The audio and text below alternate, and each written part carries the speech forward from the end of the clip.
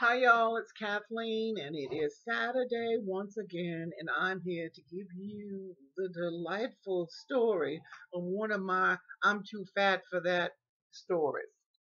I'm going to tell you today about something that happened to me about a year ago, right here in this house, my new house in Columbus, Ohio. My daughter is bedridden. She has to have aides, and nurses come in to help take care of her. And we had hired a girl to come in to be her aide. Well, this woman worked with us from November until the end of December. And no, actually, she worked with us until January. Um, and at first, I liked her, and she liked me. And my daughter was crazy about her. She was, we thought she was a good caregiver. But she started doing things that agitated. Number one, she began to take things. Like I had bought some wine for our Christmas party, and I bought 5 bottles, and she took 4. And when I approached her, because she was the only person that's been coming in the house, she's the only one that could have did it. And I asked her, I said, Norma, did you still take my wine? And she said, I took some, but I didn't think you'd mind because you had so much. And I said, no, it's not okay for you to take my wine. Well, she never did bring it back, so I suppose she had a party of her own. The next thing that I noticed to disappear was some cheese. Um, I had some, I love cheese. And at that time last year, I was eating about a pound. And I had some cheddar, and I had some Montgomery Jack, and I had some feta, and I had some, other cheeses. But she took the entire block, a 2 pound block of cheddar cheese home with her. And the next day she came with macaroni and cheese. And I asked her, did you happen to use my cheese to make your macaroni and cheese? And she said, yes, ma'am, I took a little bit of your cheese. I said, you took a little bit. It was a 2 pound block, honey. That's more than a little bit. And she said, well, I didn't think you would mind considering I brought some of what I made for your daughter to eat. You don't expect me to make food for her with my stuff, do you? And I said, well, honey, I don't mind you making stuff for her with my stuff, but I don't want you taking the whole 2 pound block of cheese home to do whatever the hell you want with it. That's my stuff. Don't do it again. Well, the last thing she did was on Christmas morning. I had bought some lobster. And I don't know about your neck of the woods, but lobster around here ain't cheap. And I had spent about $36 on 3 lobster tails. And I was going to use that for our Christmas morning breakfast. Well, Norma Jean just picked it up and took off with it. She took off with 2 tails and left us with one. Now, this girl was of the opinion that it was okay to take off with my stuff as long as she left me some. And I don't know about you, but that just doesn't float too well with me. So I let her know that I did not appreciate her taking my things. And there was a problem with her with me leaving her notes. She told me, I am a person I do not like to be written to. You talk to me if you have a problem with me. But she was always leaving me notes. And after this happened with the lobster, when she came back after Christmas, I made it my business to let her know that I was not happy with what she had done and what she was taking. So I left her a big note and left it on the refrigerator. And I told her, this, and this is all mine. You are not allowed to touch it.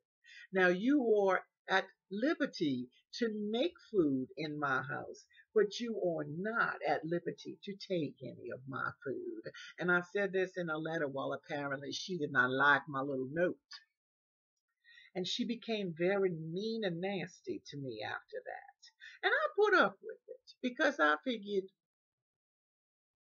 I'm patient, I'm kind, I'm enduring, and having her make fun of me because I was fat, make fun of me because I was crippled, make fun of me because I had hair on my upper lip, and she told me that I had a mustache, and that one day I was smelling something poor pitiful, poorly.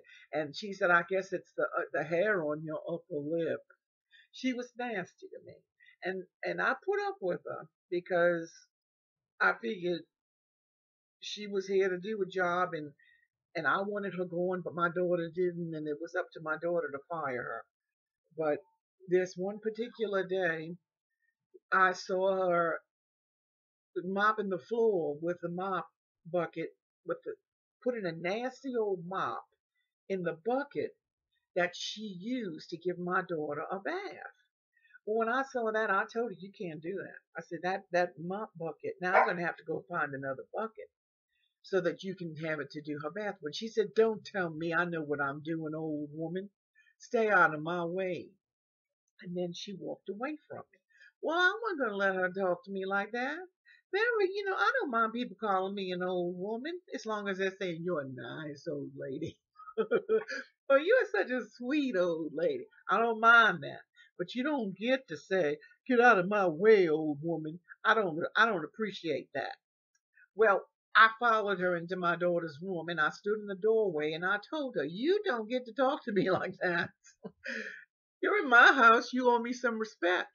Well, she disagreed. She stood in front of me and she said, I am busy. Leave me alone, old woman.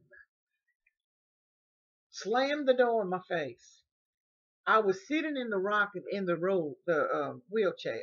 And when she slammed the door in my face, hit my knees first, and my knees hurt all over the place anyway, and then knocked me back. And when it did, it knocked my glasses off, kind of like that. And I was so upset. I put my glasses back on and I pushed that door open and I told her, you do not get to disrespect me in my house. Who in the hell do you think you are, young lady? This is my house.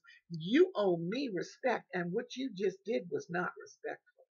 Well, she had opened the door and was bringing something out to the patio. When she came in, she told me to back off, that she was doing her work and I was keeping her from it. And I told her, you don't get to disrespect me. Well, the door was open and my daughter was cold and was asking her to close the door. And she said, no, I don't work for you.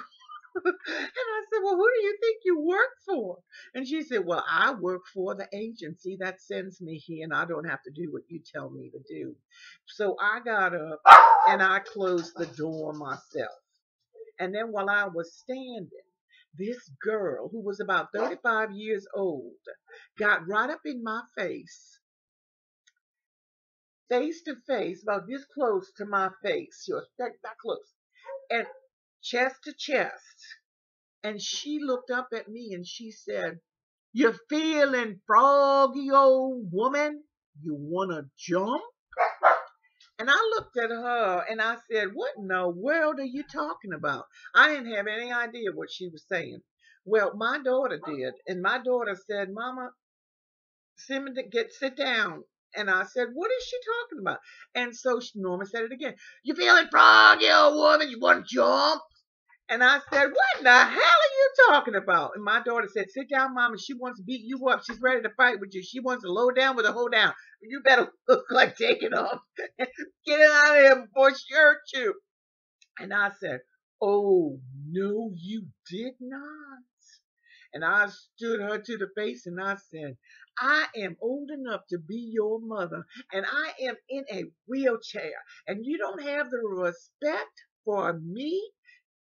And for that one reason, then you should respect this. This is my house, and you are not welcome here anymore. So you best get your scrawny little self out of here, and don't you dare come back.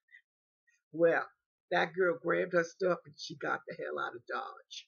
And I want you to know that that was one day when I realized that I may have been too fat to fight with that young girl, and I may have been too fat to rumble with the humble. But I want you to know I was not too fat to stand my ground and let her know that she was not going to push me around in my house. And we've never seen that girl again. And right now, my husband is my daughter's age. And so you know why that is, because we don't want to take any more crap from people like that.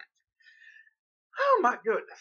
That's my story today, people. I sure hope you're having a good weekend and I'd love to hear from y'all. So sometime, somewhere, I hope that I get a video from you.